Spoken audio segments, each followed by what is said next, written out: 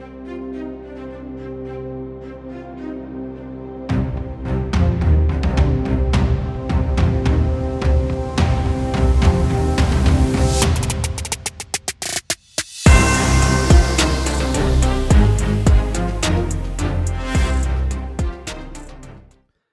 for tuning in to the Football Talk Squadron. I'm Dutch. I'm Maul. And I'm Pops. And this is our college football post week 2. Really, we're only going to be talking about one game, the Oklahoma-Michigan game, and then we'll go into this week's games. A lot better games because college football is sort of like that. You'll go through these ebbs and flows of absolute trash and then have some good games. But before we get started and Maul gets on a rank again about rankings, I thought this was interesting since we talked about last time. So since 2014, the beginning of the college football playoffs, can y'all name the lowest ranked team to make the playoff each year in the preseason AP poll? The lowest ranked in the preseason AP that ends up making the playoffs? Yep. They were obviously ranked. Let's say there was never an unranked team. That's incorrect. So it was an unranked team. No, there's two. Well, I'm saying year by year. So like in 2014, I can give you the team and you can give me what ranking they were, or you can guess the teams. Oh, this isn't just like the lowest ranked team. It's year by year you're asking. Oh, yeah. Okay.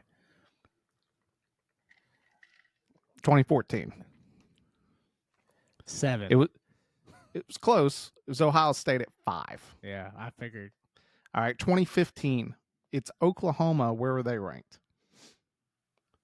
Is that Baker's year? This is Baker's year. 15. Close. A little bit lower. 18. One off. 19. The next year, Washington. They were probably unranked. No, they were number 14. The following year, 15 was not Baker because 17 was Baker. They played Georgia. Georgia was ranked. Georgia was the lowest ranked team coming in? Yeah, wow. In the preseason. 20th. 15. Following year, it was Notre Dame. Unranked. Nope. They were number 12. The next year, this one is surprising when you think about the greatness of this team. They're not unranked, I'll give you that. LSU with Joe Burrow. Wow. Didn't they start the year like number 20? Number 6. That was the lowest ranked. Yeah, that's not that surprising. That's not the lowest ranked, no.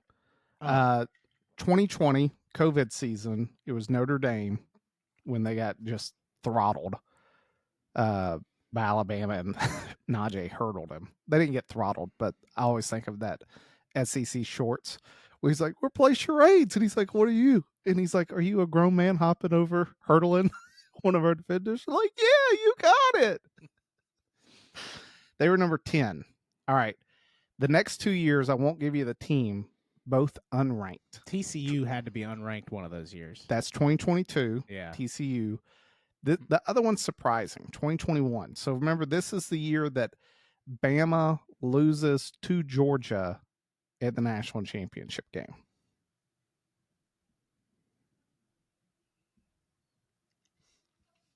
I got nothing. It was Michigan. Michigan was unranked that year. And then finally last year with Washington, they were number 10 in the nation.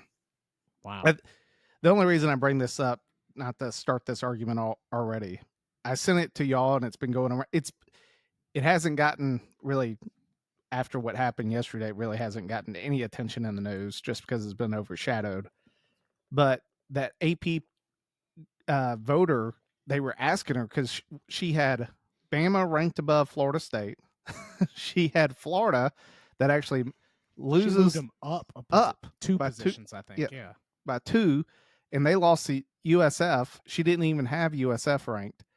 And a bunch of other like things that people were just like, I don't understand. So they were like, what's your logic? And she literally gets on. She's like, well, my logic, I get off late covering the game. And then she immediately goes, and, I'm just not going to explain my logic, which was I just wake up and write down teams. I didn't even look to see who won and who lost. And then I thought she said the most damning thing in the world. She goes, there's a lot of us, so honestly, it really doesn't matter. It sort of all gets shaken out at the end. It evens out in the end, and it doesn't really matter. Which I go, yeah, you're right. It doesn't matter. It shouldn't matter. The sad part is that it does. Like, I can't believe we're this far into how many years we've been doing this now, and we still let morons like that essentially set the precedent for the entire season. These are the people that are voting who the best team is. Like, they have she probably doesn't even watch the games because she's just like, yeah, it's fun to have a debate. Like, it's fun to like see everybody debate about it. And it's like, that's the problem though. There is no debate. We don't even get to debate it. It's just like these people who don't watch the games just make the rankings completely blind, completely arbitrary, set in zero logic, and they're the ones that affect the outcome of the rest of the season. Yeah. And it sucks because at the end of the day, the games that we're even going to talk about, it's like you have teams that are ranked versus unranked. The one I'm looking at right now, just because we'll talk about it here in a minute, is you have Clemson going against Georgia Tech. Clemson's still number 12 in the nation. Georgia Tech's unranked. Georgia Tech's actually undefeated, though. And you sort of look back at last year for Georgia Tech and you go, you know what? They weren't a bad football team. They gave Georgia an absolute run for their money. They should have beat them in 6 overtimes. They came out, they beat Florida State. Yes, they have some losses throughout the season, but overall, they're a good football team. I mean, this is what we do, though, with like the Florida State undefeated year when they come out and get schwacked by Georgia in the Orange Bowl. And then everybody's like, see, they didn't belong. USF's probably going to go out this weekend and lose to Miami. And then everybody's like, see, they don't deserve to be ranked. And it's like that.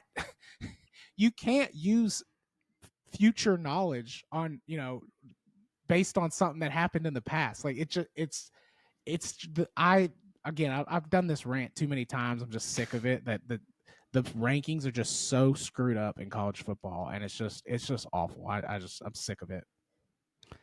Well, then transition to the game that just occurred with Michigan, Oklahoma. I know all of us had Michigan as, at least in our minds, the favorite. Vegas was right again. It reminds you to not bet against Vegas in a big game. I will tell you right now, Oklahoma's scary. That quarterback could sling it. He reminds me a lot of Baker. Just athletic, really has a cannon. Defense looked really good, which Venables, it's one of those ones like, yeah, he can coach a defense. They had a halfway decent defense last year. It was just they had Jackson Arnold at quarterback and couldn't do anything. Where's the ceiling for Oklahoma in your guys' eyes? Which, that's an interesting point that you bring up, like that Jackson Arnold couldn't do anything, because Jackson Arnold has been doing fine at Auburn. And then you look back and remember Oklahoma had like their top 6 receivers out all year last year. So it's easy for things like that to get overlooked and just kind of think like, oh, Oklahoma kind of came out of nowhere. Well, maybe they just were missing that many pieces that it was that hard for them to do anything. I thought Portnoy put out a video kind of shortly after the game that while I was watching it, I couldn't have really put these words. Like, I was feeling it, but I didn't know what I was feeling or what I was watching. But like when he said it, you're like, man, that makes a lot of sense. And he talked about like, it just looked like they didn't have a game plan to try to like win the game. It looked like they had this game plan to like just kind of protect Underwood and like not do anything too risky, which if that's the way they want to play it, I mean, I get it, but you're not going to win big games like that. You're not just going to skate by big competition by trying to protect your freshman quarterback. So that's what it was. They look overranked to me. It's one of those like, are they better than like 80% of the rest of the football teams out there? Yeah, probably, but it's really difficult to say they're a top 25 team after that really poor showing. Yeah. When I hear sorry, go ahead, Pops. I was just going to say, I think this past weekend, in the primetime game, we got to see Venables essentially put himself off the hot seat for now. And the worst part about this whole thing is that how the rest of their season is going to shake out, because they get a cupcake game this weekend playing Temple, but then they got to go play Auburn. Luckily, it's at home, but then they get one more cupcake game in Kent State. But then we got the Red River Shootout, which honestly, right now, if you had to tell me who are you going to choose, Oklahoma's winning this game. By a mile. Yeah, that's my prediction right now. And we could go into that later. But then they got to travel to South Carolina. They got Ole Miss. They've got Tennessee, and they've got maybe Alabama, depending on who shows up. And then the last game of the season is LSU. So they've still got a mountain to freaking climb the rest of this season, and that's going to overshadow the way that they're playing right now. But I agree. Mateer, I think, is he's balling right now, and they finally have an offense to match the defense for Oklahoma. They seem like a pretty balanced team. Do you think he's the best performing quarterback currently in the SEC? I don't know. I mean, it's either him or Sellers. Yeah, I didn't. If you compare him and Sellers, I'd have to say it's him. Yeah. From a stat standpoint, it feels like it's Mateer. I didn't get to see too much of the South Carolina game this last weekend, so I don't know. My gut would say Sellers as well, but again, from a stat standpoint, I think you're right. It's probably Mateer. The thing when you brought up Maul, Portnoy's point's true. When I hear something like that, it more to me, I go true freshman quarterback probably doesn't have the best. The protecting is not protecting. It's we don't trust the guy in certain like situations. Like we're limiting his options because he hasn't developed enough as a player to really be put into a situation where it's like, I really need you to make these reads in order for us to have a chance with certain schemes. And it's like he's not there yet. Which is totally fine. And that's what good coaches with that know their team, that's what they do. You know what I mean? Like, that's what you should do. That being said, it's a problem when, without knowing that, we still just go, oh yeah, they're the top 15 team in the nation. You know what I mean? It's like, are they though? Like, if that's how they're going to run their offense, are they going to win any of their big games? I think, like Pop was saying with Oklahoma, Michigan's got a cupcake with Central Michigan this next week, but then after that, they go to Nebraska. I don't think anybody's really looking at Nebraska outside of me as like a threat, but like, I think that'll be we're going to see if Michigan is very average, like I believe they are, or if they come out and handle Nebraska, and then we can just go, all right, maybe Oklahoma's defensive scheme was really just that good. But I think if it's going to be a really back and forth game against Nebraska, and I think that's going to really expose Michigan for like the sub-average team that they are. I can see the only like credence I give Michigan is when you look, I don't think Nebraska's offense stacks up as well as Oklahoma's offense has played so far this year. Sure. Raiola hasn't slung it like Oklahoma's QB did. That Michigan's defense is usually really good against the run, which that's what they're going to see against them. They're going to try to establish a run with Nebraska, and then it will come down to Raiola. Can you just make some bigger throws? Which, if Michigan's defensive backs are hurt again, then he's got an opportunity. The problem that I saw with Nebraska a few weeks ago was they're just not explode. It's like Notre Dame. Like, they're just not explosive at the position of wide receiver, and it kills them. It kills a lot of teams. It's why Ohio State and other teams can get away with a little bit, because it helps when you just have a freak on the outside that you just throw the ball to and say, yeah, make 3 guys miss and take it to the house. But going into this week's games, I guess the first one we'll start off with Bama, Wisconsin. Wisconsin comes to Tuscaloosa. Last year, Bama went up there and throttled them right before playing Georgia, same schedule in terms of how this is working out. Alabama right now, 21.5-point favorites, which I hate. I would bet the house on Wisconsin to cover.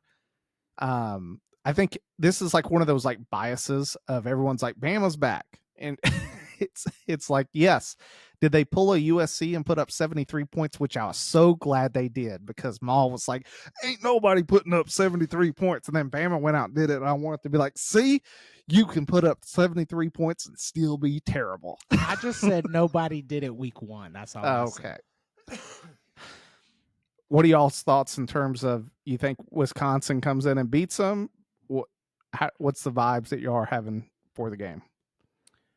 I don't think Wisconsin comes in and beats them. Again, I think it's probably a closer game than 21.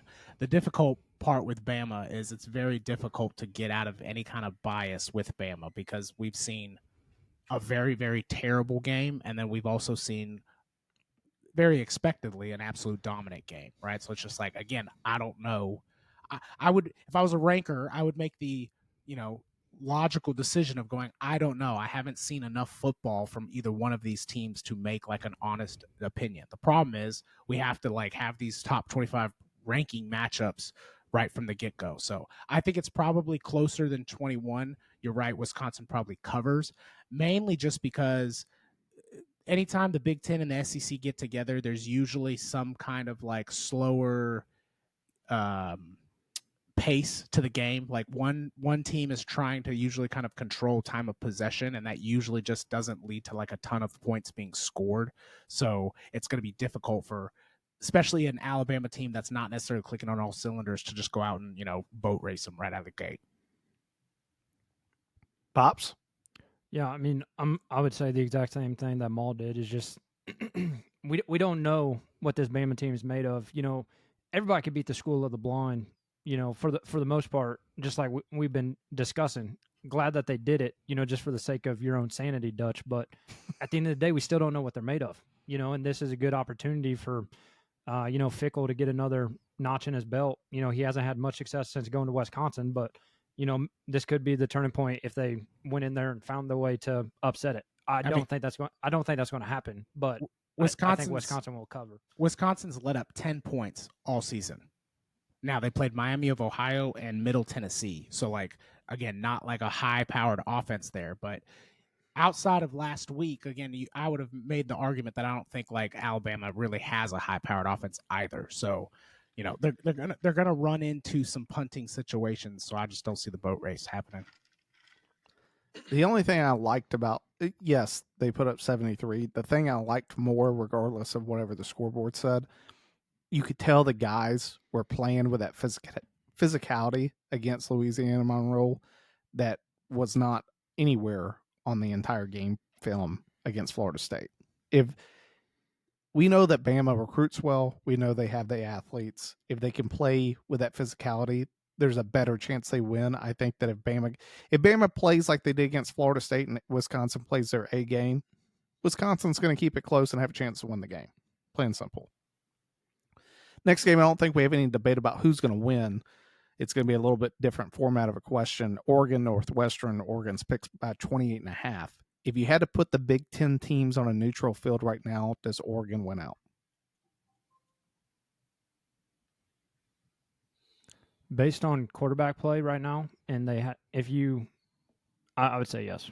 I like what Oregon's doing. I mean, they made the nation say it's time to fire Mike Gundy.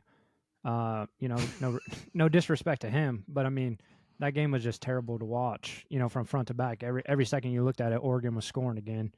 And it's just like what Dan Lanning's saying is like, we're paying to win. Like, that's why we're spending out so much money. Like, this is the new standard, and this is what we're going to do until they get some regulation on NIL. I think I'd have to agree. I'd probably say yes. If anything, I would have said that Penn State is probably the bigger threat just because of the defensive side of the ball. I don't think Ohio State's defense is quite as good as everybody's making it out to be. But I also think Penn State's offense is better than Ohio State's. So they probably give Oregon the best run for their money. But again, without having seen more games like at this venture, I'd say yes. Like Oregon does probably, win out on the neutral field. Side note, the total in this game is only like 48.5. This is not betting advice, but Oregon's going to have 48 in the first half, dude. Like, I mean, I cannot believe it's so low. Yeah, I guess they're thinking that they think Northwestern is score 48.5 points. Well, it's either that or they just think it's going to be a torrential downpour in Illinois this week, and it will limit, which it won't limit Oregon. They'll just hand the ball off, and the kid will go for 70 yards a pop. Say it's up in Chicago. Maybe they think somebody gets catches a stray from the stands or something, and that's what shuts down the game. I don't know. I'm just saying. That or Northwestern's just at halftime, like, you know what? We're good. We quit. Mercy rule. We're trying to save for a new stadium. We don't need these type of beatings. All right, next game, my upset game of the week. Clemson comes to Atlanta versus Georgia Tech. Based upon what I've seen from Clemson thus far, lose week 1 against a good LSU team to then come out and be 31-point favorites.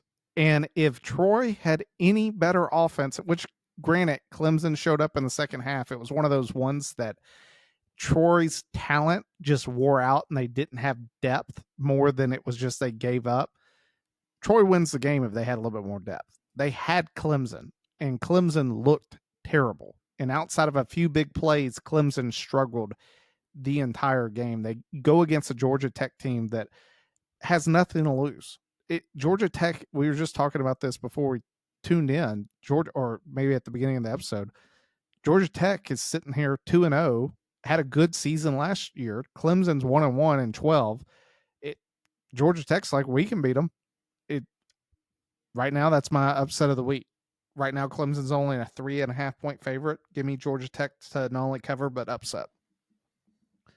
Thoughts from you guys? I like it. I mean, this is a prove me wrong game for Clemson. Because like you said, all signs point to that's what's going to happen. And the only reason I think Clemson even has the points is because they've got a little number 12 in front of their name. And without that, and I don't even think they're deserving of that. So prove me wrong, Dabo. Please. Well, and that's the thing too, is that, when we did the back in July, when we did the preseason rankings and just our predictions and stuff like that, we thought Klubnik was going to come out and be a clear cut for Heisman hopeful, and he has yet to show up. And you would think a guy that's been in the system for that long, that something would start clicking by now, but for whatever reason, they just don't have the explosiveness on offense. It's essentially like how we looked at Oklahoma last year. There was no offense, had the defense. And it's the same thing with Clemson. They're just rinse, wash, and repeating these last couple of seasons, losing these games that they have no reason to be losing. And I think it's going to come back to bite them, unless Klubnik finally flips the switch that we have yet to see. Everyone goes back to the game versus SMU, which even Clemson shouldn't have even gotten into the playoff last year. It was just yet again one of these conference championship games where the team that no one thought was going to wins, and then it makes it to where everyone sits back and they're like, well, what do we do? And that's what they did. Now they kept it close a little bit versus Texas, and then Texas just Clemson's middle linebackers, they still don't have any. They can't stop the run. They're just in it, which is crazy when you go back just a few years with, Isaiah Simmons, even the guy, I forget what the guy's name is that got the targeting versus Fields when he put his helmet right in the middle of Fields' back and got that targeting call. But Clemson in Dabo's earlier years had a linebacker presence. They don't have it. They've still got some defensive linemen, and they wreck shop in that category. But linebackers where it kills Clemson, which going against Georgia Tech when you got Haynes King, who I think is severely underrated in terms of a college quarterback. Absolutely. He's a nightmare. Runs well, throws the ball well. He takes care of the football. It'll be hard to stop Georgia Tech. First big game, 3:30. So all those games were at noon. First big 3:30 game. Georgia goes to Tennessee. If you're not looking, Pops, are you looking at the spread? No. What would you say the spread is for the game? Tennessee got it? No. It's a Georgia favorite, but how much? 3.5. Nailed. Yeah. You talk about betting the 49.5, I think it's under. Just because I think that we've seen these high. This happens every year to Tennessee. That's why I don't have faith in the line is Tennessee puts up tons of points, comes out and just slays teams. They get against Georgia, 14-0 into the first quarter, and Tennessee struggles to score. Until that changes, I'm taking Georgia in the game. Do y'all have Tennessee getting the upset? Absolutely not. No. Okay. Thanks for the discussion. That was easy. I mean, I think Georgia is that team right now. Like, I'm not blown away by their talent, but this is one of those years where it's like just a little bit of experience and solid coaching means more than anything at this point, because there's so many new teams and new quarterbacks and all these things that are like they're still trying to figure things out. Georgia hasn't done anything, again, like super flashy or like gained any like real national recognition, but they're absolutely like my number one favorite right now as far as like the most solid, put together, doing what they should be doing teams. And don't get me wrong, Tennessee has stat wise, again, it's easy to look at stats, but they played Syracuse and Eastern Tennessee Valley, middle state of the blind kids. Like, you know, like your stats don't mean anything at that point. So I am a little surprised that the line is even 3.5, and I think maybe it's just because they're in Tennessee. But we'll see. I've been wrong before. That's for sure. So, but I don't.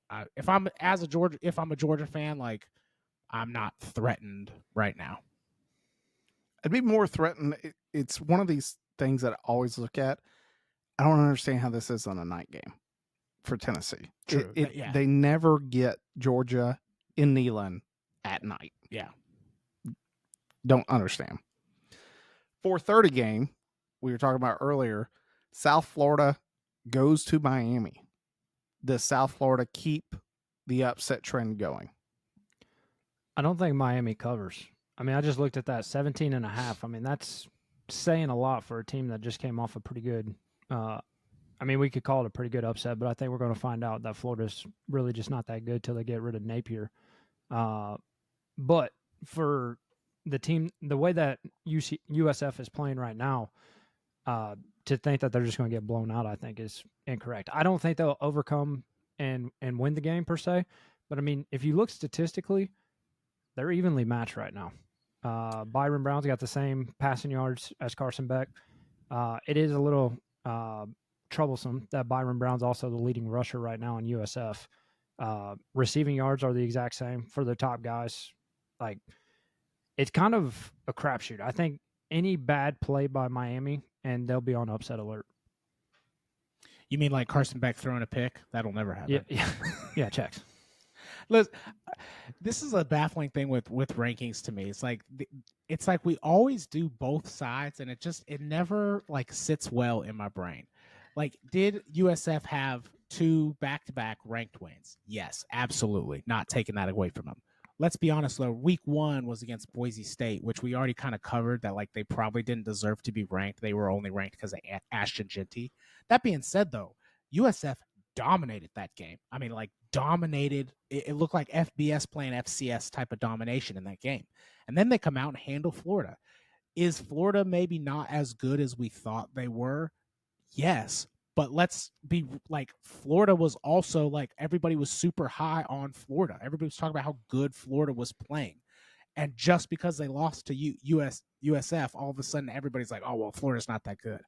I disagree. Like, I think Florida is fine. I don't think they're like amazing, but like, I think Florida is playing fine. I just think USF was a better team and beat them.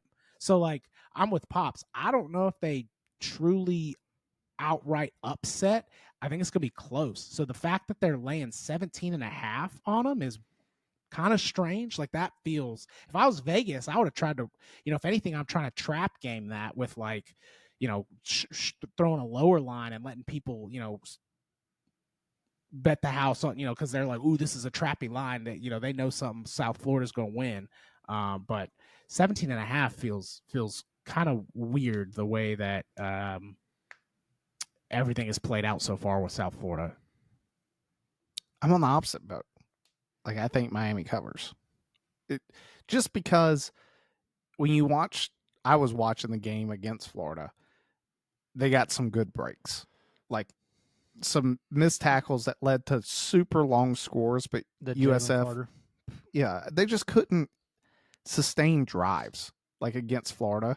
And I think Miami's playing very well. Like it's not the team. It would be different story. I could see South Florida covering if they were playing in South Florida, but going down to Miami, Miami isn't in South Florida. you know what I mean. The home stadium. I get what Thanks. you mean. Let me ask you this: like, do you think Notre Dame is a good team? Defensively, yeah. Oh, okay. Well, do you think South Florida? What do you think South Florida versus Notre Dame? Like, that's a equal type of matchup? No. Because you think Notre Dame's way better than South Florida? Yes. Okay. Well, I was just gonna say, because I mean, remember, Miami barely beat Notre Dame, and we think that was a better win than it was because of where Notre Dame was ranked. But I'm under the impression that I don't think Notre Dame is that good. They're my upset of the week. I think Texas A&M goes and just destroys them. But Miami barely won by a field goal, right? And again, the way that game played out, you were fingertips away from a pick and the game being going the other way. So I'm not disagreeing that, like, I do, Miami probably ends up winning the game just because, that's the way college football typically plays out. But 17.5 just feels kind of disrespectful at this point. I'm with you on that Boise's not a good team. My thing with Florida is under Napier, that is exactly the Florida we've always seen. That's totally fair. Totally fair. Haven't seen anything else. Like, do I think that they're a better team than what they play? 100%. But they're not coached well. Like, it's why they lose these games. It's why even Bama loses. They're just not coached to the level that you sit back and you go, you shouldn't be hitting these. Could not agree more. I think I'm surprised that Napier's even lasted this long. That Let me being search. said, What's the buyout for Napier? $30 million. It's only 30. Florida doesn't have the money. You could get 2.5 DeBoers for that. Well, what I was going to say with Florida, though, is the problem is we'll never know, because Florida has one of the toughest schedules going forward, and they're going to lose a lot of them. And at the end of the year, everybody's going to be like, look at the record, see Florida wasn't that good of a team. But I still think they are like a team that could give other good teams fits. They just can't finish or aren't going to be able to put it all together because of the bad coaching. I think the one thing that will help, I think they'll probably beat Texas next week. Florida. Yes. You got way more faith. You sound like me when it comes to talking about Bama. You got way more faith in Bill Napier than I ever would put on Napier. Because I will say, I think I agree with what Maul was saying, or maybe it was you too, Pops, in terms of their schedule going forward. Napier's fired at the end of the year. 100%. And a lot of it is just due to the fact that the schedule was stacked against Florida for the past 2 seasons. It's them and Mississippi State. And you look at it and you're like, who would you want to coach this game? Like, you could have Nick Saban as the head coach, Urban Meyer as the OC, and Bear Bryant as your defensive coordinator, and they're still going to lose some games just because of the schedule. It's tough. Shout out to Gut, though, for that Mississippi State over Arizona State. Hats off that they won. When Arizona State was like, yo, we got 30 seconds left, we just can't let them score. You know what we're going to do? One-on-one on the outside, no safety help. On 3, go. Like, I could not believe it. I was just like, what were y'all doing? Like, that's like NFL blitz, like engage 8, dog. Like, we winning this or losing. And that's what Arizona State did, which they weren't ready. It's hilarious too. If there's a stadium, it's like that. Brandon Walker always talks about it on Barstool, and he's like, no, it's a part of us. And I'm like, no, it's not. It's legalized cheating because Mississippi State's bad. And the NCAA just decides to give it a waiver. Those cowbells did not stop ringing that whole game. And you know that Arizona State was like, what is this? Like, this is deafening. Like, it caught the team completely off guard. And those cowbells, I hate. I know Mississippi State fans love them, but every time I've gone to a game, I've literally wore earplugs the entire game. can't talk to anybody at the game because they're like, "What'd you say?" And I'm like, "Huh? I can't hear you." Why? Because if I take these out, I'm gonna go deaf in a matter of 3 minutes from this lady just sitting there. Go Dogs! Yeah. So, rant. Evening game. Arkansas, Ole Miss. Ole Miss struggles against Kentucky last week. Seems to be the Lane Kiffin special. Versus an Arkansas team that a lot of people are, I'd say, low on at this point. Y'all give Arkansas a chance to go into Oxford and pull off the upset.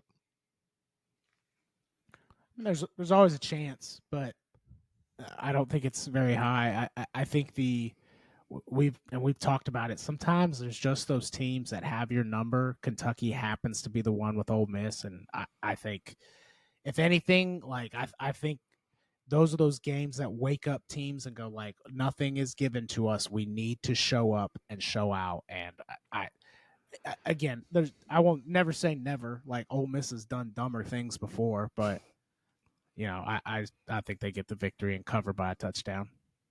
Yeah, and the thing is like the last 2 weeks, like, yes, Arkansas's put up 56, 60 points, but they've also played, I think, Arkansas Northwestern and Arkansas State. So we truly don't, like, I think the numbers are a little fabricated of the level of competition that Arkansas has seen so far. Like, yes, there may be some fits, but just like I was texting you guys last week, I was like, if Simmons can't, if Ole Miss doesn't score here, this game's over. And then, I was surely surprised, the second half they played a lot better. Well, time for y'all to put your money where your mouth is. And if this happens and the upset's pulled off and that voter gets like this secondary coverage after the fact, I'll be mad. Does Florida go into LSU and beat the Tigers at night? Not a chance. I'm shocked that it's only a 7.5 point favorite for LSU. That to me is, I'm like, I'd hammer that. Just based upon what I saw last week, you really think Florida's going to go get hyped to play really in the Bourbon Bowls, I like to call it, because that's the only thing you can smell at the 50-yard line. LSU fans will be drinking from 7 p.m. the night prior. Like, that place will be insane for that game. The only hope is that a Florida player takes off somebody's shoe and yeets it into the third row again.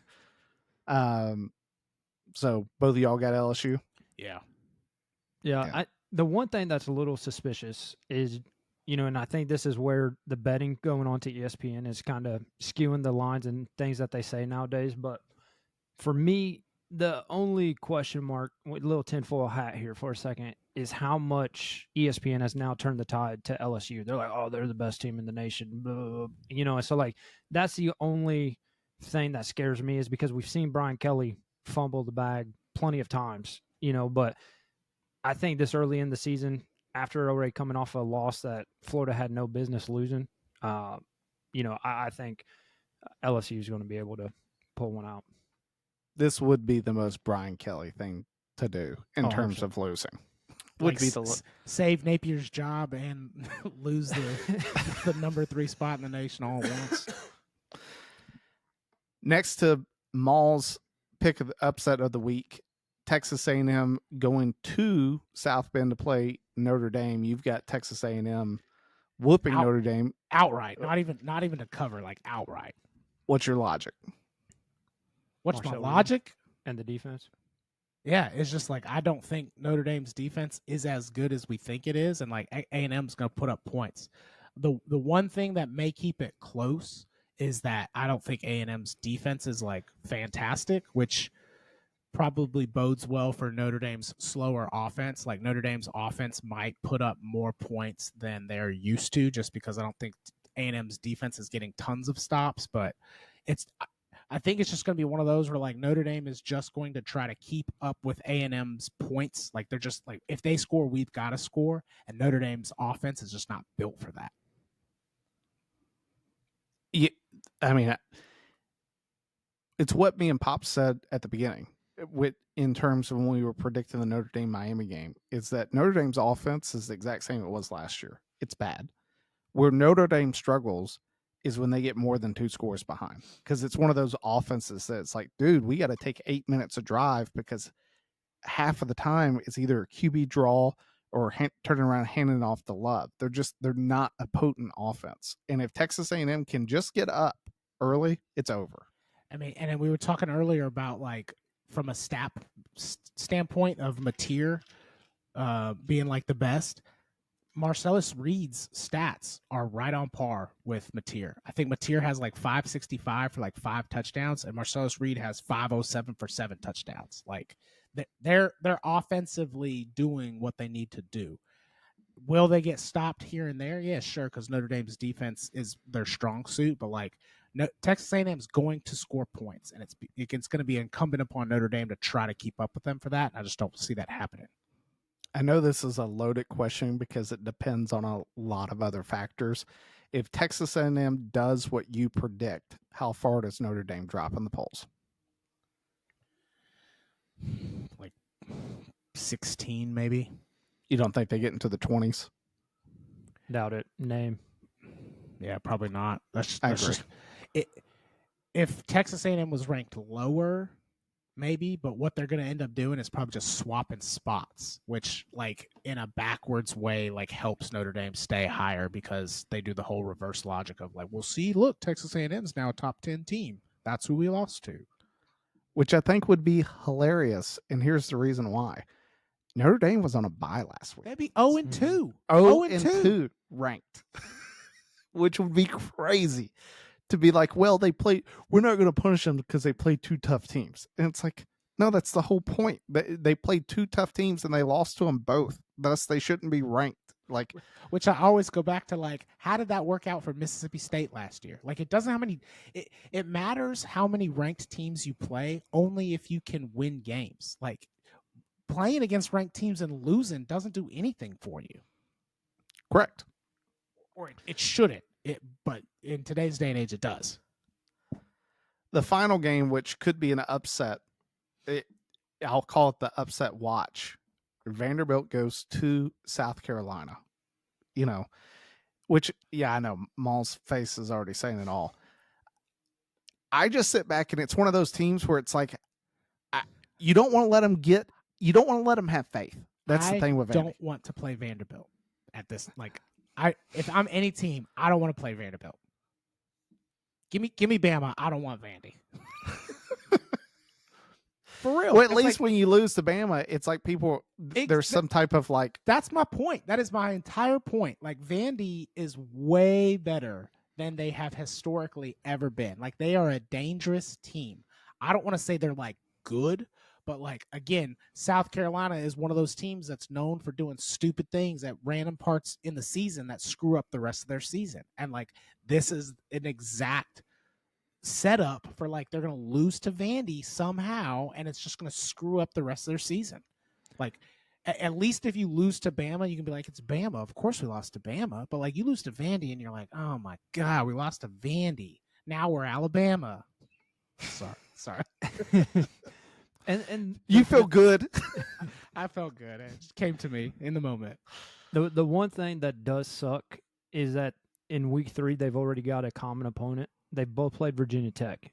And if you go look at the score, Vandy handled Virginia Tech a lot better than South Carolina did. I get it. It's week 1 for South Carolina. You know, whatever was going on, they started out hot and then they couldn't put anything together. Well, Vandy was able to do that last week. And so the real question is that if that same Vandy shows up and, you know, South Carolina struggles, sure, I would throw it right in the bucket of being on upset watch for sure. It was late. The score made it look like it was way worse than the game was. Like, Virginia Tech was winning most of the game, and it was late when Vandy came on. So you're right. Like, that's one of those, like, South Carolina has to stay engaged the entire game, because if Vandy gets on a roll late and South Carolina is checked out like the Bears did on Monday night, it's easy. I'm just taking shots at you everyone. You know what? The best team that they had, Jay Cutler was the quarterback at Vandy. Just want to throw that out there. Yeah. Hey, there you go. And now he's in jail. So don't make us bring up Tulane. Quit living in the past. USC's 2-0, baby. Playing the powerhouse of Purdue this week. Yeah. This is the thing with South Carolina that drives me insane is they are just Lane Kiffin and Ole Miss. It's like no matter the hype, no matter how good the team, they always find a. They'll play tough team, like they always play to the level of their competition, which hurts. Like I remember a few years ago, it was like Tennessee rolled in there and no one gave them a chance, and they just schwacked Tennessee, just absolutely dominated them. And I remember Nick Saban told this story one time where I think that he was an assistant coach for Ohio State, and they like played Michigan and won, or they were in a bowl game, played someone that they should have had no business in beating and won. And he's like in the locker room, everyone's celebrating and everything.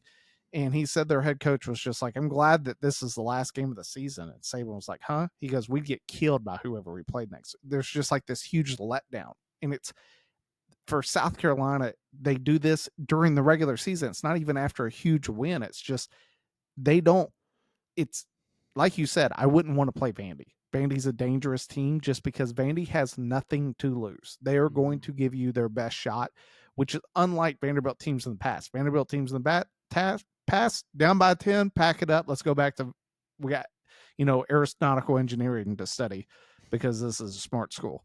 We're going back to Nashville. They're not doing that right now. So Vegas feels the same. South Carolina is only a 4.5 point favorite. So we'll see. That's really the other big game for the rest of week 3. Any other thoughts on college football before closing out this episode? I would just ask, are there any teams that you guys have seen that are unranked currently, or do you think there's any swappings in the rankings that somebody who's currently ranked that you don't think deserves to be ranked, or someone in the someone that is unranked that deserves to have some type of number in front of their name? I mean, for me, I think the biggest question mark right now is why is Texas Tech still in the 20s? Literally thought the same thing. Yeah, it's unreal. The amount of offense that they're putting up and nobody's scoring on them. Like, watch out. Like, and that's the thing is, I mean, they're going to have their opportunities later this season to beat those bigger teams, and I think that they're going to pull through. The team I can't figure out why they're ranked so high is Illinois. Easy. Yeah, I get it. But hear me out. It's like, why? What says it's like this notion that they're going to be the Indiana this year, and it was already sort of like forecasted out there, and thus everyone just sort of goes with it. But at no point do I really think, like, who's Illinois beating? You think right now they beat Ohio State? I mean, I'm asking you, Pops. No. Okay. Yeah, Would they beat Penn State? No. Would they beat Oregon? No. Okay, let's find the next Big Ten team. I'm guessing they're not ranked. Indiana. I think so. Yeah. Nebraska. Yes. USC. Sorry, Maul. Yes. No. Illinois doesn't beat USC. Not right now. Like, that's where I just sort of sit back and I look at some of these teams. It's the same for Notre Dame. It's like Notre Dame's getting this blessing because of a name. That's the reason they're 0-1 and still ranked 8. And it's like Florida State beat Bama and then had a really good game. I get it was against, James Madison University of the Blind last week. But from a standpoint of they looked good again, they didn't have a letdown game like Bama did after Georgia last year against Vandy. Why is Notre Dame holding on to the position, and why is Illinois still ranked? Like, if you put Illinois and Florida State on a neutral field right now, you're telling me Florida State's not winning? Florida State's winning the game. Like, that's where I always go with these rankings, is I hate when you do the neutral field analyzation. Like, that to me is what should happen. I think that would probably be the fairer way to rank teams in the future, is let Vegas's line decide. Who's the favorite in all their games going forward? Like, in terms of, if we stack this team against any other team in the nation, who do we think wins more times? If it's Ohio State, it's Ohio State. Let the Vegas line will show that. But you sit back, and it's why I think South Carolina's ranked ahead of Clemson. You put them on a neutral field right now, I'd give the edge to South Carolina. You put Florida State against Clemson, Florida State wins. For sure. But if you put Oklahoma and Clemson on the same field, Oklahoma's winning the game. Agreed. Yeah, looking back at Illinois last year, they beat Michigan. They lost the 2 scores to Penn State. They got whooped 38-9 by Oregon. But then, they still beat South Carolina to finish out the season. So I mean, I think there's still a little bit of cred from last year, and it's like, well, they're still winning, they're still dominating games. We're going to keep bumping them up just like they always do until they end up losing to Ohio State later on in the middle of the season. See, but this is like my issue with the rankings, though. Is like,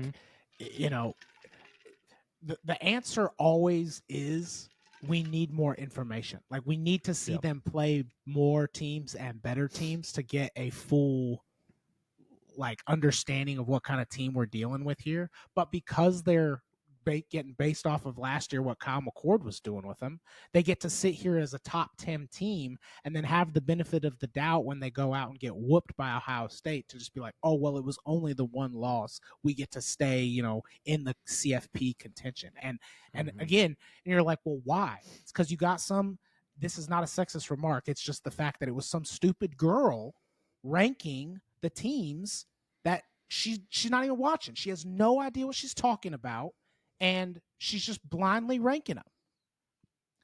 And I'd argue that most of the voters do the exact same thing. Yes, it's not just her. Or they're absolute homers that are just like, well, I'm, USC affiliated, so nobody else has USC even ranked, but I'm going to rank them number 12. And you're just like, where did that come from? Like, they're not number 12. Like, let's be real. My team, I think they're a top 25 team. I do too, but there's been nothing really outside of as a fan watching them, I know that they're absolutely head and shoulders better than the last 2 years worth of teams that they've put out there. Like, we're finally stopping people, and our run game is dangerous, dude. We have 2 separate running backs that are filthy. But I'm not complaining that they're not ranked. That's fine. Like, we get to play enough teams that, if we can win and keep it close, we might get ranked. Why I bring it up, though, and this is not hating on Utah, it's just like, if I think USC should be ranked, and you're like, well, who did you play? Missouri State and Georgia Southern.